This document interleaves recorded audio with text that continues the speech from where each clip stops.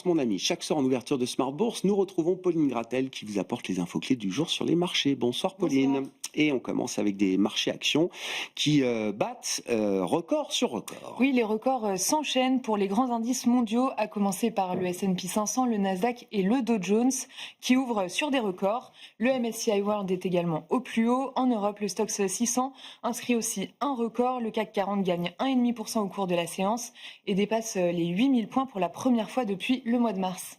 Et puis le mouvement haussier s'est également matérialisé ce matin en Asie. Oui, et d'ailleurs, le Hang Seng à Hong Kong est au plus haut depuis un an et l'indice Kospi sud-coréen a inscrit un record historique. Les marchés asiatiques sont portés par la thématique IA. Deux géants sud-coréens des semi-conducteurs, Samsung et SK Hynix, s'associent à OpenAI pour participer au projet Stargate. Le projet Stargate qui avait été annoncé par Donald Trump au début de sa mandature en janvier dernier. Oui, les deux entreprises vont fournir OpenAI en puces qui seront destinées au centre de données du projet Stargate, un projet qui se chiffre à environ 500 milliards de dollars d'investissement. Dans le sillage de ces annonces, les valeurs de la tech sont en hausse. En France, STMicroelectronics gagne 2%, Soitec 5%, ASML et ASMI à Amsterdam grimpent de 5 et 6%. Dans les autres valeurs dont les parcours sont remarquables aujourd'hui, Stellantis est en tête du CAC 40. Le titre s'envole de 10% au cours de la séance après avoir fait état d'une remontée de ses ventes aux États-Unis de 6%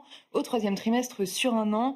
Toujours au sein du CAC 40, Thales est en hausse de 5% à la suite d'un relèvement de recommandations. Tesla, de son côté, dépasse également les attentes des analystes et le titre est en hausse à New York. Oui, les livraisons du constructeur ont en effet dépassé les attentes au troisième trimestre dans un contexte où les clients bénéficient d'un crédit d'impôt pour l'achat d'un véhicule électrique.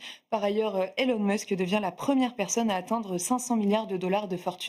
Côté macro, les investisseurs ont pris connaissance du taux de chômage pour la zone euro. Oui, pour le mois d'août, le taux de chômage ressort légèrement supérieur aux attentes et au mois précédent à 6,3% de la population active, alors que les analystes tablaient sur un taux stable à 6,2%. Quels sont les mouvements observés aujourd'hui sur les marchés obligataires, Pauline ? Aux États-Unis, le rendement à 10 ans évolue autour de 4,10%. En Europe, le rendement allemand de même échéance évolue autour de 2,70%.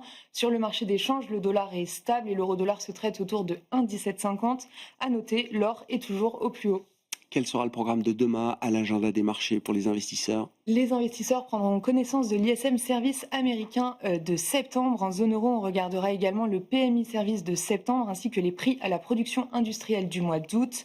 Concernant le rapport sur l'emploi américain qui aurait dû être publié, il est à ce stade reporté sine die.